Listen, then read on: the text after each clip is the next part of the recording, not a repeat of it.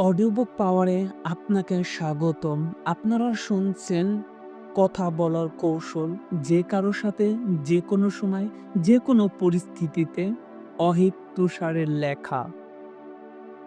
কিভাবে আরো বেশি আত্মবিশ্বাসী হবেন?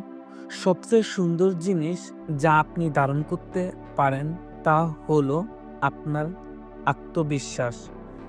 ব্ল্যাকি লেবালি জীবনে সফল মানুষ মানেই কি কারিশমাটিক বা কৌশল হওয়া? আপনার উত্তর হ্যাঁ অথবা না, যাই হোক না কেন। আসলে শুধু কৌশলী হয়ে জীবনের জটিল পথগুলো সুন্দরভাবে পার হওয়া যায় না। জীবনে এমন ও কিছু সময় আসে যখন আপনার আত্মবিশ্বাসী বিভিন্ন জটিল ও পরিস্থিতিতে মাথা উঁচু করে টিকে থাকতে শেখায়। আপনি যদি আত্মবিশ্বাসী হন তাহলে কৌশলে না হলেও চলবে। তার মানে এই যে আমি বলছি কৌশলী হবেন না। আপনি আত্মবিশ্বাসী হন, আপনি charismatic ও হন। যাই হোক, অনেকেই আছে যারা সবকিছুতেই হীনমন্যতায় ভোগেন। এর মানে হচ্ছে কনফিডেন্ট এর অভাব। এই অধ্যায়ে কথা বলবো কিভাবে আপনার কনফিডেন্ট লেভেল আত্মবিশ্বাস বাড়াবেন। প্রথমেই নিজের উপর এই বিশ্বাসটুক রাখুন যে অনেক বেশি আত্মবিশ্বাসী হওয়ার ক্ষমতা আপনারও আছে। এবার মন থেকে একেবারে সৎ হয়ে যান। আরো বলুন তো আসলে আপনি কি আপনার ভিতরে আগের চেয়েও বেশি আত্মবিশ্বাসী বা কনফিডেন্ট অনুভব করছেন? এবার কাজের কথায় আসি। ১ম এ আপনি এই বইটি পছন্দ করছেন। তার মানে আমি এটা বিশ্বাস করে নিচ্ছি যে আপনি মনে করছেন আপনার ভিতরে কনফিডেন্ট অভাব আছে। সত্যি যদি এরকম হয় তাহলে বইয়ের এই অধ্যায়টি আপনাকে আপনার কাঙ্ক্ষিত জিনিস পেতে অবশ্যই সাহায্য করবে। তবে আমি এটা আশা করছি। ইতিমধ্যেই আমি যা বলেছি সব পড়েছেন এবং কিছুটা হলেও মানসিক শক্তি পেয়েছেন এটা ভেবে যে আমিও পারবেন। আগেই বলেছি charismatic হওয়া আর আত্মবিশ্বাস হওয়া দুটো এক বিষয় না।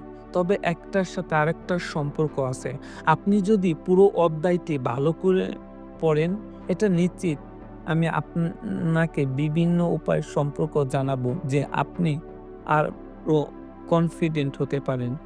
আবার ঘুরে ফিরে সেই একই জিনিস charismatic পড়ুন, কৌশলী হওয়া আরো আত্মবিশ্বাস হওয়া দুটোই আলাদা জিনিস। একথা আগেই বলেছি। যদিও এই দুটো বিষয় একে অপরের সাথে আন্তরিকভাবে জড়িত।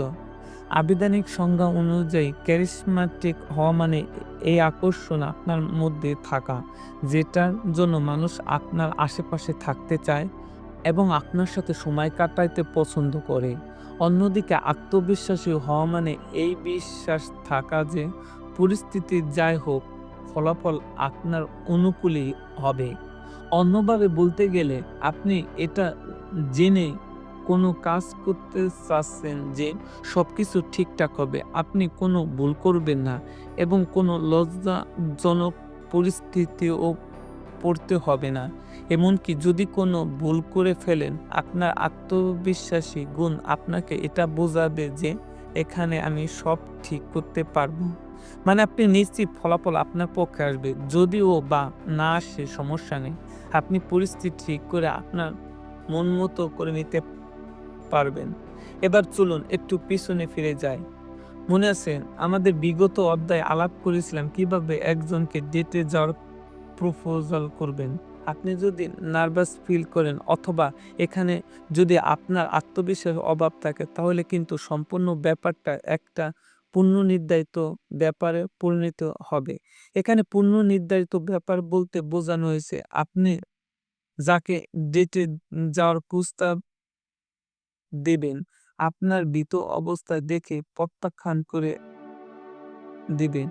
অপরদিকে আপনি যদি খুব আত্মবিশ্বাসের সাথে কাউকে ডেটে যাওয়ার আহ্বান জানান, তাহলে শিওর থাকতে পারেন সে আপনার সাথে ডেটে যাওয়ার জন্য অনেক বেশি উৎসাহিত হবে। তাহলে কিভাবে এটা করবেন? কিভাবে যেকোনো পরিস্থিতিতে নিজের উপর বিশ্বাস ধরে রাখবেন? চলেন উপায়গুলো দেখা যাক। সাফল্য অর্জন না হওয়া পর্যন্ত সফল হওয়ার মতো আচরণ করুন। হয়তো কথাটা আগেও অনেকবার শুনেছেন। যদি শুনেই থাকেন তাহলে হয়তো জেনে থাকবেন। আসলে এই প্রবাদের পিছনে এমন কোনো লজিক বা সায়েন্স আছে যা আপনাকে আত্মবিশ্বাসী হতে সাহায্য করবে। এটাও নিশ্চিত জানেন কোনো একটা নির্দিষ্ট রোলে অভিনয় করতে, করতে একটা সময় আপনার অভিনীত সবকিছুই সত্যি নিজের লাইফেই প্রয়োগ করা শুরু করুন।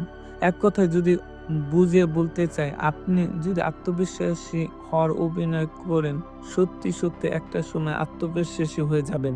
বিশ্বাস করেন এই টেকনিক আসলেই কাজ করে। আপনি জাস্ট একবার প্রয়োগ করে দেখেন। সাইকোলজি এবং নিউরোসায়েন্সের এই পদ্ধতিকে হ্যাবিয়ান নীতি হিসেবে অভিহিত করা হয়। এই পদ্ধতিটি আসলে কিভাবে কাজ করে? যখন একজন মানুষ কোনো কিছু করে বা করার সিদ্ধান্ত নেন, সেটি আসলে কিভাবে কাজ করে? যেকোনো কাজ হোক না কেন, যখন কারো সিদ্ধান্ত নেন, আপনার মস্তিষ্ক ক্ষুদ্র নিউরাল সার্কিটগুলো ওই কাজের প্রতিছবি আলোকিত হয়। তখন এই কাজটি বাস্তবায়ন করার জন্য মস্তিষ্কর সার্কিটে ফায়ারিং করা শুরু করে। বুঝেননি? মনে করেন আপনি এখন আপনার একটা হাত উপরে উঠাবেন। যেই মুহূর্তে চিন্তা করবেন আপনার হাত উঠানো দরকার, ঠিক এই মুহূর্তে আপনার মস্তিষ্কর এই ক্ষুদ্র সার্কিটগুলো আপনার হাতে উঠানোর জন্য ফায়ারিং করা শুরু করবে। তখন মস্তিষ্ক আপনার শরীরকে সংকেত পাঠাবে হাত তোলার জন্য। ফলাফল হিসেবে আপনি হাত উপরে উঠাবেন। এখন আপনি চাইলে আপনার হাত উপরে উঠানো বন্ধ করতে পারেন। কিন্তু সত্যি করে বলুন তো আপনার হাত সম্পর্কে এখন কতটাই ভাবছেন? ব্যাপারটা হচ্ছে আপনি যদি আপনার হাত আসলে তুলতে চান তাহলে আপনার মস্তিষ্ক থেকে প্রেরিত বার্তাটি একটি লিঙ্ক হয়ে আপনার শরীরে আসবে। মজার ব্যাপার হচ্ছে এই লিঙ্কটিকে যত বেশি আপনার শরীরে বিস্তার ঘটাইতে দিবেন, আপনার জন্য কাজটি করা ততই সহজ হবে। আসল কথা হচ্ছে মানুষের মস্তিষ্ক সহজ জীবন পছন্দ করে এমন এই কারণে আমাদের অনেকের অভ্যাস আছে একটা জিনিস বারবার প্রায়শ দেখবেন আপনার একই অভ্যাস বারবার করি। এই কাজটি করার চিন্তা না করে এটি করি। তাই মস্তিষ্ক এই একই কাজ বারবার করার জন্য বারবার ফায়ারিং করে না। তার চেয়ে চিন্তার করার পরিবর্তে মস্তিষ্ক শক্তি সঞ্চয় করে এবং আমাদেরকে এই সংকেত পাঠায় কাজটি করো। এখনো আমার সাথে আছেন? আচ্ছা, এতক্ষণ এই বিষয় নিয়ে অনেক বেশি আলোচনা করলাম। আপনার নতুন কোনো কাঙ্ক্ষিত অভ্যাস গড়ে তোলার জন্য যে এই সিস্টেমটা বুঝে উঠতে পারেন, তবে এই ক্ষেত্রে সম্পূর্ণ পিওর ভাবে কোনো কাজ করার চিন্তা করে আপনার মনে একেবারে নতুন এই অবস্থান সৃষ্টি করতে পারেন। এরপর এই কাজটি আরেকবার করতে পারেন। তারপর দেখবেন আপনার মস্তিষ্কে এই কাজের প্রতিছবি এমনভাবে ফিট হয়ে যাবে। বারবার এই কাজটি অটোমেটিকভাবে করতে থাকবেন। কনফিডেন্ট হওয়ার ব্যাপারটাও এমন। একবার ২ বার কনফিডেন্ট সহকারে কাজ করুন। এরপর আপনার মস্তিষ্ক বারবার এই সিগনাল দেবে, তুমি কনফিডেন্ট সহকারে এই কাজটি করো, এই কাজটি করো। প্রতিদিন সকালে ঘুম থেকে উঠে আয়নার সামনে যান এবং নিজে দেখে বারবার ভাবুন, আমি এই দুনিয়ার সেরা আত্মবিশ্বাসী একজন মানুষ। নিজেই কিছু আপনার আত্মবিশ্বাসের লেভেল মাত্রা চেক করুন। অবশ্য একটু বিরতি নিন। বড় করে শ্বাস নিন। জোরে নিজের সাথে কথা বলুন। এই ক্ষেত্রে ভালো হয় যদি কোনো মিটিং বা আলোচনা যেতে চান, সেই বিষয় নিয়ে নিজের সাথে নিজেই কথা বলতে পারেন। এভাবে নিয়মিত চর্চা করতে থাকলে একটা সময় স্বাভাবিকভাবে আপনার কনফিডেন্ট লেভেল আগের চেয়ে অনেক বেড়ে যাবে। এর কারণ কি জানেন? এর কারণ হচ্ছে আপনি ইতিমধ্যে মস্তিষ্ক সেই ক্ষুদ্র, ক্ষুদ্র সার্কিটগুলো ফায়ারিং করে দিয়েছেন। এখন আপনার মস্তিষ্ক আপনাকে শারীরিক সংকেত পাঠাচ্ছে যে আপনিও আরো বেশি আত্মবিশ্বাসী হতে চাচ্ছেন। স সো আপনাকে আত্মবিশ্বাসী হতেই হবে। তার মানে আপনার মস্তিষ্ক দিয়েই প্রচণ্ড পরিশ্রম করছেন। এটা কিন্তু মারাত্মক একটা টেকনিক। এজন্যই হয়তো খেয়াল করবেন, যারা মোটিভেশন স্পিকার তারা স্পিচ দেওয়ার আগে কিছুটা জাম করে নেয়। এভাবে জাম করে শারীরিক কসরত করলে স্টেজে যাওয়ার আগে কিছুটা এনার্জি বুস্ট হয়। সোজা বাংলায় বলতে গেলে শরীরের আলাদা শক্তি আসে, যেকোনো কাজের প্রতি আলাদা ডেডিকেশনও আসে। ইন্টারন্যাশনাল সেলিব্রিটি বক্তা টনি রবিনসের একটা ছোট টেম্পোলিন আছে, যেটা দিয়ে তার যেকোনো স্টেজ প্রোগ্রামের আগে কিছুক্ষণ জাম করে নেন। বিশেষ করে বড় ধরনের প্লাবিক প্লেজে বক্তৃতা দেওয়ার আগে এই ট্র্যাম্পোলিনের কিছুক্ষণ লাফালাফি করে নেন। এটার কারণ হিসেবে বলেন, এভাবে লাফালাফি করলে শরীরের এনার্জি বাড়ে, পাশাপাশি রক্ত ও প্রবাহ বাড়ে। কাজে যখন শর্ট টাইমে সময় আসে, এই লাফালাফি করার জন্য তার মানসিক ও শারীরিক জোর অনেক বেড়ে যায়, যেটা আসলে এই মুহূর্তে খুব দরকার। আপনিও কিন্তু ঠিক একই কাজটি করতে পারেন। শুরুতে কেমন মানুষ হতে চান এবং কতটা কনফিডেন্ট লেভেল অর্জন করতে চান সেটা ঠিক করুন। এরপর আপনার ফ্রি সময়ের বারবার চর্চা করবেন। এরপর দৈনন্দিন জীবনে বিভিন্ন ক্ষেত্রে আত্মবিশ্বাসের সাথে হ্যান্ডেল করা শুরু করুন। বিশ্বাস করুন, কিছুদিন পরে নিজের ভিতর অনেকটা পার্থক্য দেখতে পারবেন। এখানে আমরা কিছু উপায় বলবো যেগুলো কনফিডেন্ট লেভেল বাড়ানোর জন্য আপনাকে সাহায্য করবে। প্রচুর সিনেমা এবং টিভি শো দেখবেন। এইসব টিভি শো আর সিনেমাতে বিভিন্ন ধরনের ক্যাটাগরিতে মানুষ অভিনয় করে। এখান থেকে আপনি যে ধরনের মানুষের মতোই হতে চান, সহজে বারবার তার কথাবার্তা, স্টাইল ফলো করতে পারবেন। সিনেমা দেখার পাশাপাশি আপনার বাস্তব জীবনেও ঠিক একই কাজটি করুন। চারপাশে ছড়িয়ে ছিটিয়ে থাকা লোকজনের মাঝ থেকে ১-২ জনকে বেছে নিন। তাকে ফলো করুন। প্রতিদিন মিনিমাম ৫ মিনিটের জন্য হলেও আয়নার সামনে দাঁড়িয়ে নিজের সাথে কথা বলার অভ্যাস করুন। প্রতিদিন বিভিন্ন লেভেল, বিভিন্ন স্টাইলে আত্মবিশ্বাসী হওয়ার জন্য নিজের উপর পরীক্ষা-নিরীক্ষা করুন। ফাইনালি এই যে উপরে বেশ কিছু উপায়ে কথা বললাম, এগুলো কতটা অর্জন করেছেন তা প্রতিদিন বিভিন্ন পরিস্থিতিতে নিজেকে সাবলীলভাবে উপস্থাপনা করে নিজেকে দিয়েই বোঝার চেষ্টা করেন। এমন চিন্তা করা বাদ দিন যা আপনাকে পিছনে টেনে ধরে। আমরা প্রতিদিন কত শত চিন্তা করি, তাই না? এইসব চিন্তা করে সব আমাদের জন্য উপকারী না তা কিন্তু নয়। প্রতিদিন আমরা এমন অনেক চিন্তা করি যেগুলো আমাদেরকে সামনে এগিয়ে নেওয়ার বদলে আরো পিছনে টেনে ধরে। তো এইসব নেগেটিভ চিন্তা যেগুলো আপনাকে স্বাভাবিক জীবনযাপনে বাধা দেয়, আপনার চিন্তা ভাবনাগুলো সংকুচিত করে, এগুলো anyhow আপনার মাথা থেকে সমূল্যে উৎপাদন করে দিন। এসব নেগেটিভ চিন্তা ভাবনাগুলো আপনার আত্মবিশ্বাসী হওয়ার পথে প্রধান অন্তরায়। মনে করুন, আপনি কোনো একটি চাকরির ইন্টারভিউতে যাচ্ছেন। বলা বাহুল্য আপনি এই ইন্টারভিউর জন্য নিজের ভিতরে এক অন্যরকম ভয় বা নার্ভাসনেস অনুভব করছেন। আপনি শুধু এটাই ভাবছেন যে ইন্টারভিউতে সবকিছু জট পাকিয়ে ফেলবেন। ফলাফল হিসেবে আপনার ভাইবা বা ইন্টারভিউটি খুব খারাপ হতে যাচ্ছে। এখানে আমার প্রশ্ন আছে, আপনি যদি কাজ শুরু হওয়ার আগে এত নেগেটিভ ভাবনা ভিতরে বসে থাকেন, তাহলে সেখান থেকে পজিটিভ কিছু আশা করবেন কিভাবে? না, এখান থেকে নিজেকে আত্মবিশ্বাসী হিসেবে এগিয়ে নিয়ে যেতে পারেন না, নিজের সেরাটা দিতে পারেন।